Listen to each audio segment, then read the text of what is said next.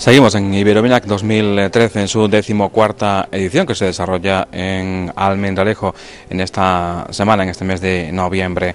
Hay que decir que en estos momentos se desarrolla una de las conferencias que estaba programadas, en este caso bajo el título Brindis por tu salud, las propiedades saludables del vino, al cargo del nutrólogo Arturo Almeida. Se está desarrollando en el Salón de Actos y esta ha sido programada por Alimentos de Extremadura. Precisamente tras nosotros está ese stand de Alimentos de Extremadura que preside este pabellón del Palacio del Vino y la Aceituna de Extremadura.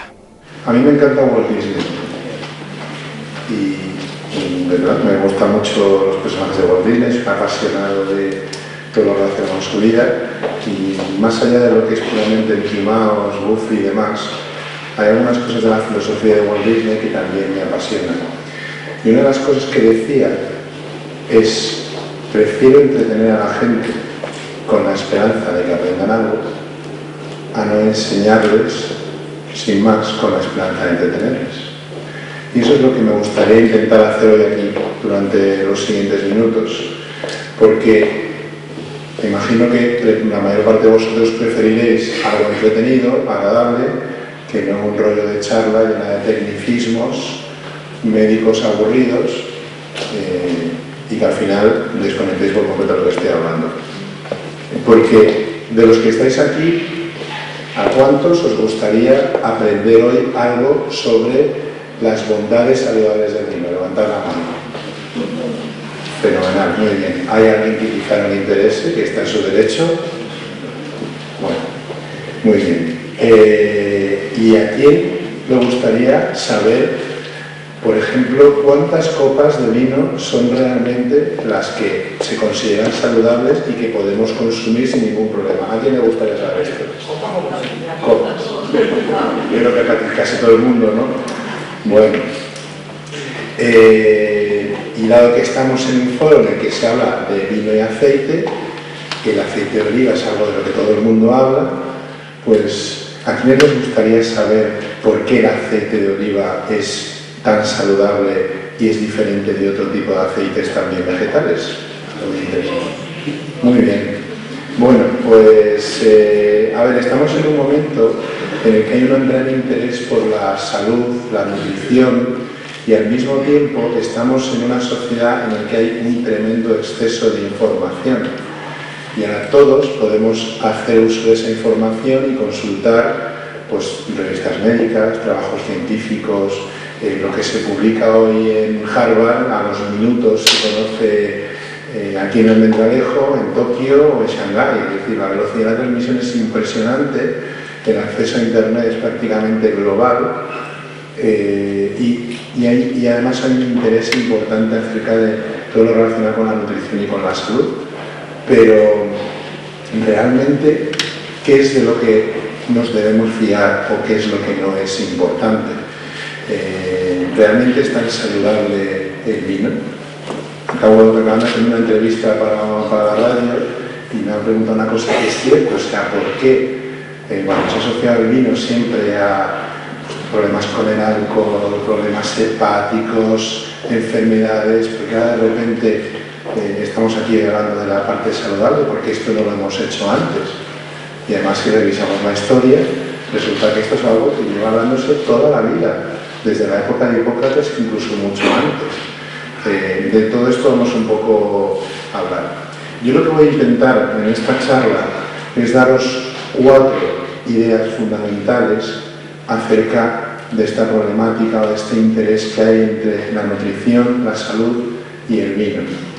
La primera de las ideas que quiero transmitiros es que el consumo moderado del alcohol está científicamente probado que actúa de modo positivo en la prevención de la mortalidad por causas cardiovasculares y otro tipo de causas, y luego os lo contaré. Segunda idea que quiero transmitir es que el vino per se, y no solo debido al contenido de alcohol que tiene, posee una serie de cualidades que afectan directamente una serie de sistemas saludables y que por tanto también van a ser beneficiosos para nuestra salud. La tercera idea que os voy a transmitir es lo que os he preguntado antes: ¿cuánto hay que beber? para disfrutar de esa parte saludable y no pasarnos y llegar a los efectos nocivos que sí que tiene el alcohol, y eso algo también está demostrado.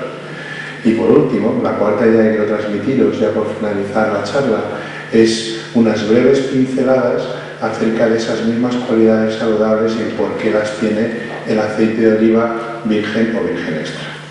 Muy bien, mi nombre es Arturo Almeida y os agradezco mucho que estéis aquí hoy por la mañana. El congreso es bastante interesante, hay un montón de expositores, bodegas que resultan muy atractivas y el hecho de que yo esté aquí es porque es verdad que soy un apasionado del vino de la gastronomía, pero como especialista médico siempre me interesaba el ámbito de la nutrición, y esto empezó cuando yo me fui a Estados Unidos y empecé a tomar conciencia de lo que importante que era el vino en mi vida y cómo aquí en mi casa de toda la vida había vino en la mesa, como ocurre algo muy habitual en este ámbito en el que nos movemos, pero cuando te vas a Estados Unidos esto no es así para nada, y entonces te das cuenta de que algo que es habitual en tu vida realmente tiene su importancia. En Estados Unidos, cuando yo estuve, el vino era algo elitista, era prohibitivo por el precio y nadie bebía vino, Coca-Cola todo el mundo, pero el tema del vino me llamó la atención y al mismo tiempo me llamó la atención la pésima nutrición que existe en Estados Unidos, llegando siempre que se tome con sentido común, tanto por parte del hombre sano como por parte del hombre enfermo. Y ya desde entonces se hablaba de las bondades del vino y se hablaba de que su consumo tenía que tener un cierto nivel, ni más ni menos. Plinio el Viejo, en el año 23 ya de nuestra era, decía in vino sanitas. Es un historiador de la época cronista romano que habla mucho de las bondades del vino y ya acuñó esta frase de el vino y la salud. Paracelso, que es un médico alemán del año 1520 y que es el padre de la moderna farmacología, en uno de sus tratados también hablaba de las bondades del vino y comentaba que el hecho de que sea un nutriente, una medicina o un veneno está en función de la dosis que se tomaba de vino. Luis Pasteur en Francia, siglo XIX, consideraba el vino como la más saludable y la más higiénica de las bebidas. Entonces, si todo esto era así, ¿qué pasó después? Pues que efectivamente vino un periodo, probablemente influenciado por el puritanismo calvinista de la medicina anglosajona, en el cual se demonizó todo lo relacionado con el alcohol y el vino por los efectos nocivos que también sabemos que tiene el alcohol. El irlandés Samuel Clarke ya empezó a hablar de la aparente paradoja que existía en los países mediterráneos, fundamentalmente en Francia, en el cual tenía una dieta con un porcentaje importante de grasas saturadas y por tanto nocivas para nuestra salud, y curiosamente la mortalidad en estos países de origen cardiovascular era menor de lo que cabría esperar. Este hecho, este profesor Serge Guénon de la Universidad de Burdeos lo popularizó y lo denominó la paradoja francesa. En noviembre del año 91, este médico, que os voy a contar un poco su historia, él es francés, pero cuando tenía 20 años marchó a Montreal a continuar estudios universitarios.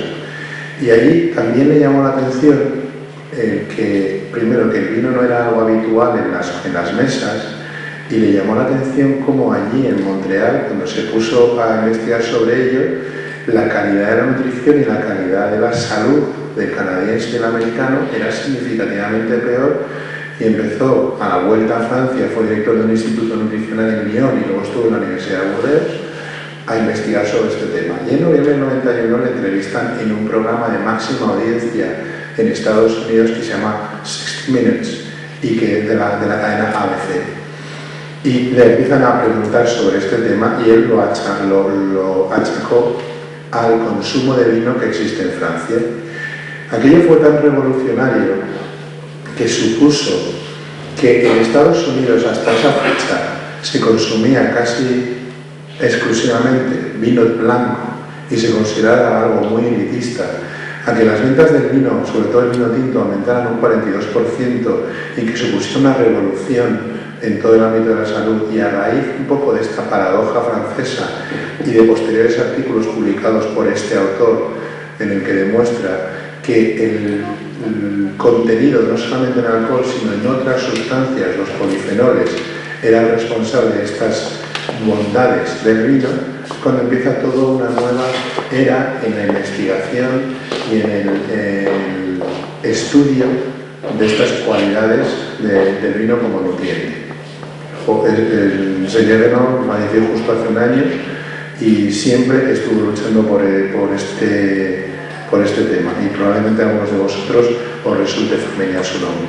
La relación que existe es súper estudiada en estudios epidemiológicos, y os comentaré el más importante de ellos, que supuso un hito en este campo. Está muy estudiada la relación que existe entre el riesgo de mortalidad por causa cardiovascular, infarto del miocardio, problemas de corazón, arritmias y demás, pero fundamentalmente arteriosclerosis, con el consumo de alcohol. Y esto sigue una gráfica que tiene esta forma, que se llama forma de J. ¿Cómo se interpreta esto? Pues se ha demostrado que personas que no beben nada de alcohol tienen mayor riesgo de enfermedad cardiovascular que aquellas que sí consumen una cierta cantidad de alcohol, que es la parte descendente de la gráfica. Y en esa parte descendente de la gráfica se produce una disminución clara y estadísticamente significativa de la mortalidad. Pero llega un momento en que esa curva alcanza el vértice inferior, vuelve a ascender y llega un momento en el que la cantidad de alcohol superior a un cierto número de gramos al día empieza a ser contraproducente y aumenta de una forma clara y exponencial la mortalidad de origen cardiovascular. Esto es lo que se denomina en los escritos médicos una curva forma de J, que es la típica y característica. En algunos de los estudios hablan de forma de U. Este artículo, que es el Copenhagen City Heart Study del año 95, es el artículo que marcó un antes y un después en cuanto al consumo de alcohol moderado y mortalidad cardiovascular, y comparación entre gente que no bebía nada de alcohol, gente que bebía vino, cerveza o bebidas espirituosas. En este estudio se reclutaban 13.237 personas de edad comprendida entre los 30 y 70 años y se realizó un seguimiento por más de 12 años, con lo cual epidemiológicamente tiene el valor suficiente como para que, digamos, siente cátedra o marque un mito en este tema. ¿Y aquí qué es lo que se vio? Pues que cuando se analizaba en aquellos pacientes o que sí consumían alcohol de forma más o menos regular, sí que hay una diferencia en la tendencia a la disminución de la mortalidad, que en términos globales se estableció casi un 50% en el caso de los consumidores de vino, y lo que se pautó aquí eran de 3 a 5 vasos de vino de unos 100 mililitros cada uno, la media eran de 3. Entre los que tomaban vino, que es la curva superior, los que tomaban cerveza, que había una discreta tendencia de disminución de la mortalidad, pero sin repercusión significativa desde el punto de vista estadístico, o los que tomaban bebidas destiladas, en los que había un aumento claro de la mortalidad durante el seguimiento del estudio. Posteriormente a este estudio se hicieron otros muchos. El mismo Serge Guénot publicó un estudio en el año 99 en el que había 36.250 personas de Francia, de la zona oeste de Francia. En estos estudios se determinaba que aquellos pacientes que consumían vino sin alcohol, había un cambio significativo en la forma de reaccionar y evolucionar el consumo del vino per se. Hay montones de estudios de público que todo el mundo tiene la asociada idea de que el tinto es mejor, que tiene una serie de procesaminos. Son de dos tipos, los flavonoides y los no flavonoides. El resveratrol pertenece a la segunda categoría,